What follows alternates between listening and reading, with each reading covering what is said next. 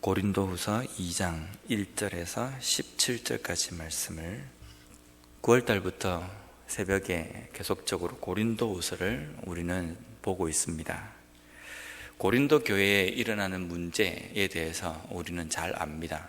고린도전서에 나와 있는 내용처럼 그 안에 여러 가지 문제들이 있었습니다.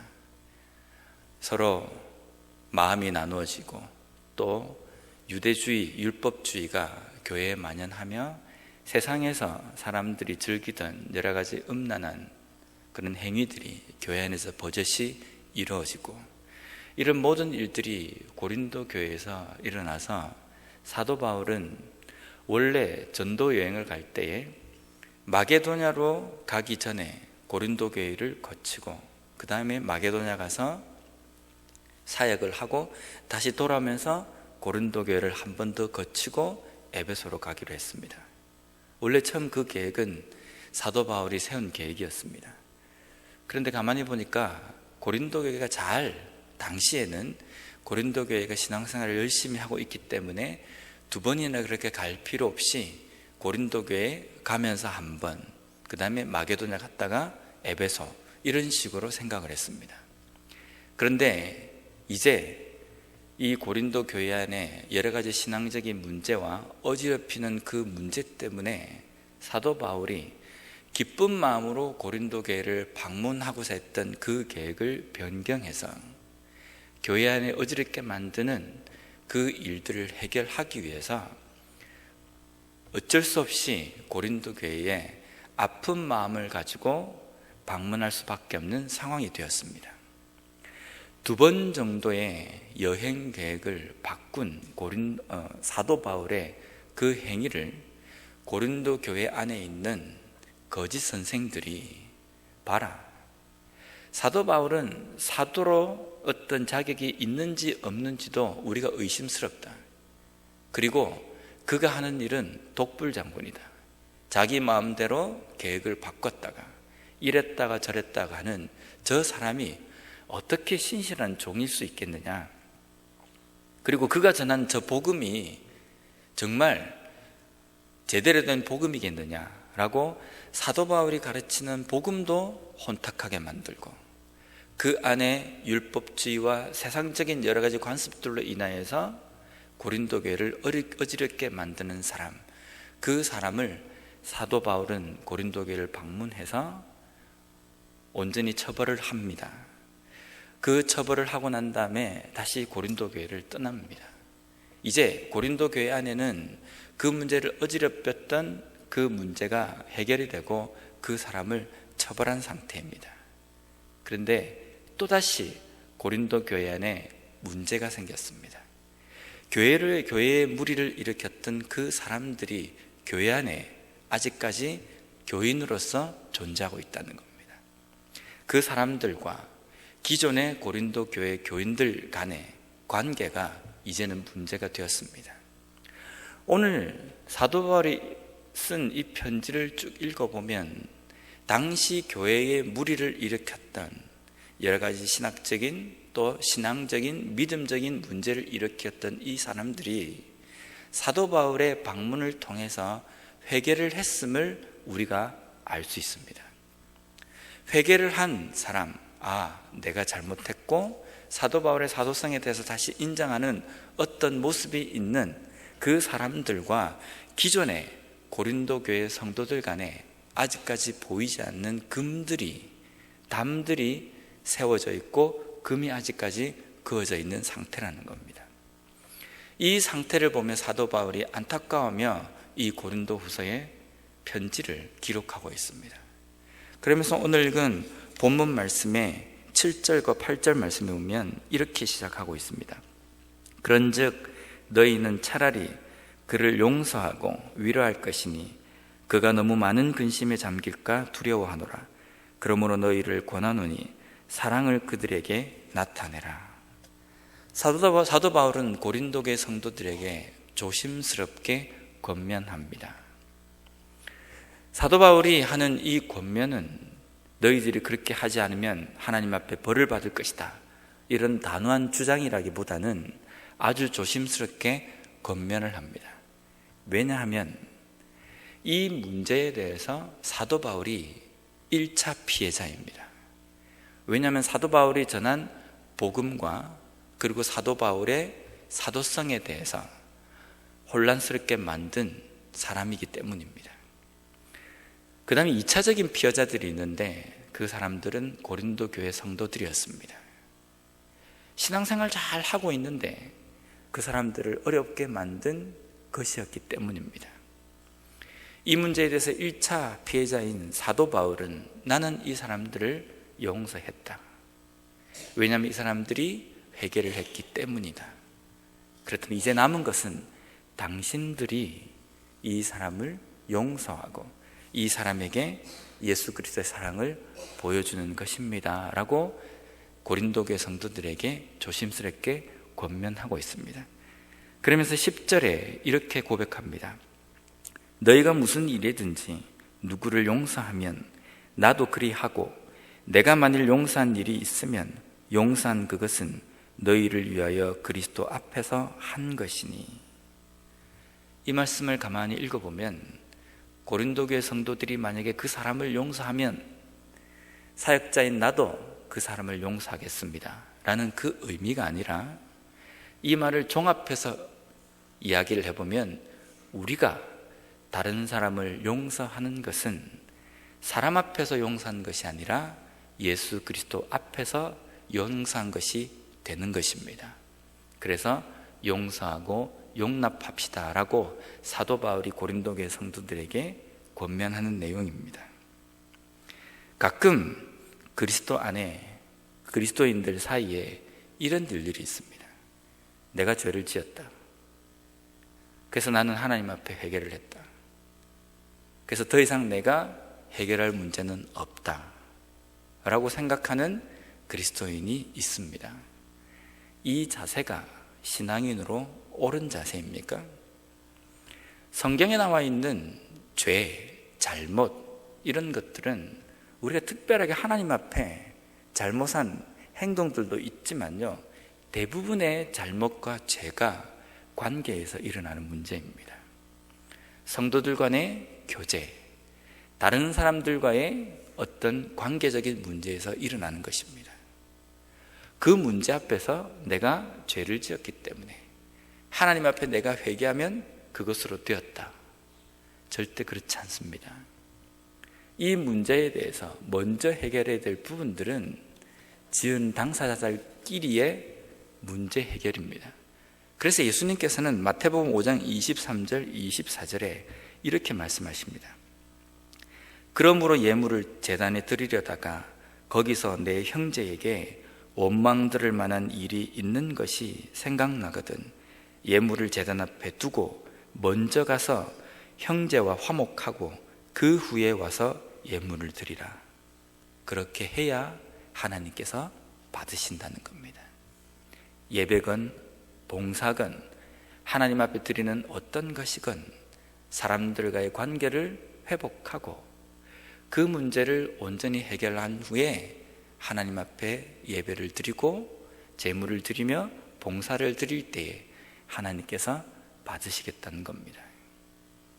오늘날 우리가 신앙생활을 할 때에 여러 가지 문제들과 또 신앙 가운데서 일어나는 여러 가지 일들이 있습니다. 그 일들 속에 우리는 잘 생각해야 됩니다. 우리의 신앙, 우리의 믿음, 우리가 하나님 앞에 드리는 예배, 이 모든 것들이 하나님 앞에 상달되기 위해서 우리의 삶에 있어야 될 부분은 나 혼자 독불장군처럼 하나님 앞에 열심만 있으면 된다는 생각은 조금은 위험한 생각입니다. 하나님께서 우리에게 지체를 왜 주셨겠습니까? 왜 교회라는 공동체를 주셨겠습니까? 굳이 혼자서 신앙생활을 할 수 있는 문제라고 한다면 다른 종교처럼 굴을 파고 깊은 산 속에 들어가서 돌을 닦으라고 하시겠지, 왜 우리에게 공동체를 주시고 교회 가운데 신앙생활을 하도록 하시겠습니까? 이것이 우리에게 주신 하나님의 믿음이기 때문입니다.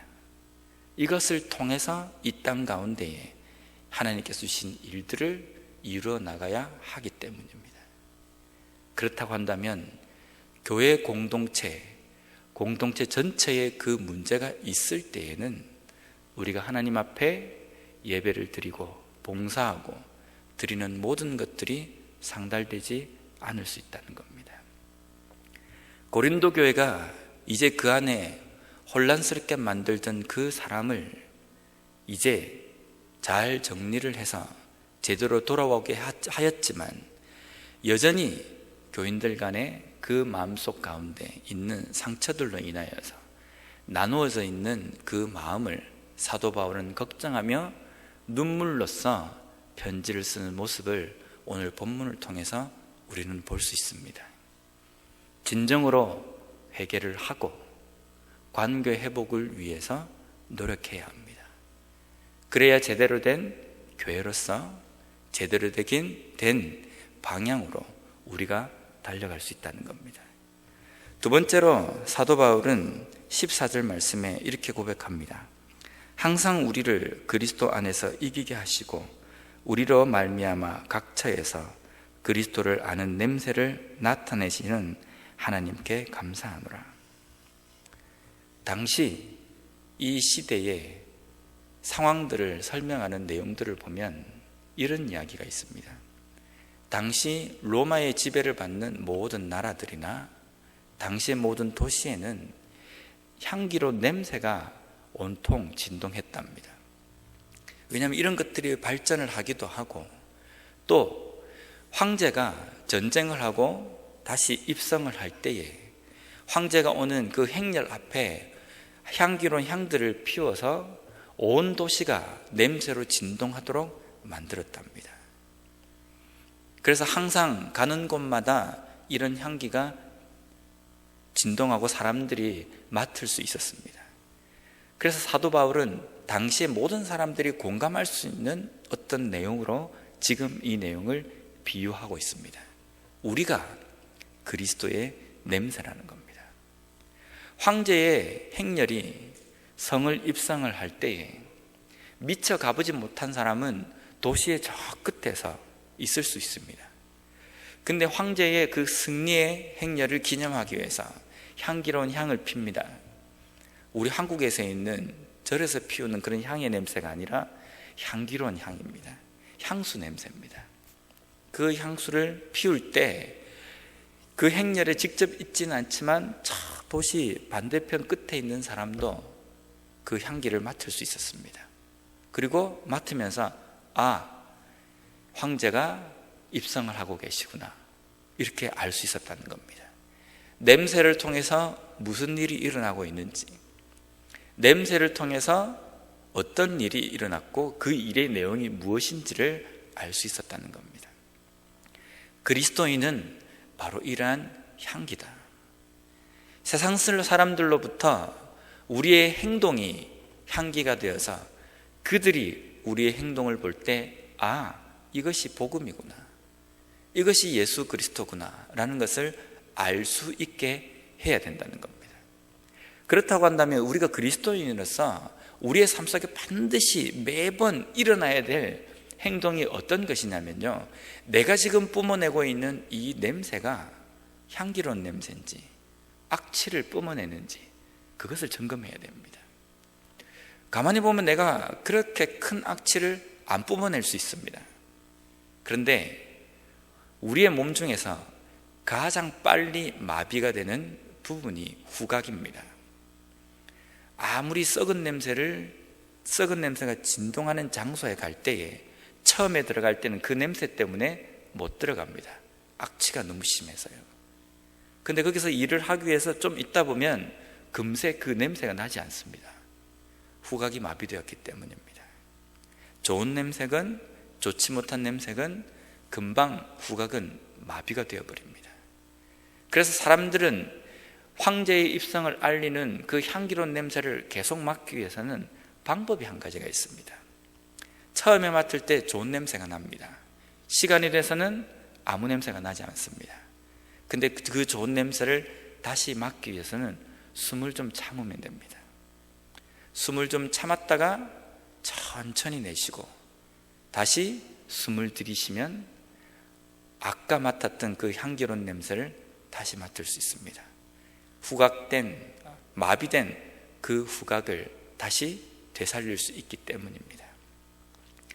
우리가 그리스도의 향기로서 이 땅에서 냄새를 뿜어내는데 진정한 그리스도의 향기를 뿜어내고 있는지, 악취를 뿜어내는지 매일매일 점검하는 삶을 살기 위해서는 잠시 숨을 멈추고 내가 어떤 냄새를 뿜어내고 있는지를 돌아보는 작업이 필요합니다. 그래서 다시 숨을 들이쉬면 내 삶을 통해서 나는 그러한 향기가 예수 그리스도의 향기인지 아니면 죄의 악취인지를 우리는 알 수 있습니다. 어떤 향기를 드러내고 싶으십니까? 악취를 드러내고 싶습니다라고 말하는 사람은 없습니다. 모든 그리스도인들이 다 그리스도의 향기를 뿜어낸다라고 이야기를 합니다. 한국에 있는 많은 교회들의 성도들에게도 물어보면 다 그리스도의 향기를 나타내고 있다라고 이야기하고 나타내고 싶다라고 이야기합니다. 그런데 왜 세상 사람들은 교회를 통해서, 성도를 통해서 그리스도의 향기를 맡는 것이 아니라 악취를 맡고 있습니까? 그리스도인들이 점검의 상황이, 점검의 시간이 없었기 때문입니다. 마비된 후각으로 계속적으로 잘 살아간다라고 달려가기 때문입니다. 잠시 멈춰서서 숨을 참고 어떤 냄새를 뿜어가고 있는지 우리 자신을 돌아보는 그 시간이 필요합니다. 그래서 만약에 내 삶에서 그리스도의 향기가 나타나지 않을 때에는 그 향기를 나타내기 위해서 우리의 삶을 다시 되돌이키고 다시 한번 하나님 앞에 결단하는 그런 시간이 필요하다는 겁니다. 고린도 교회 안에 있었던 문제들입니다.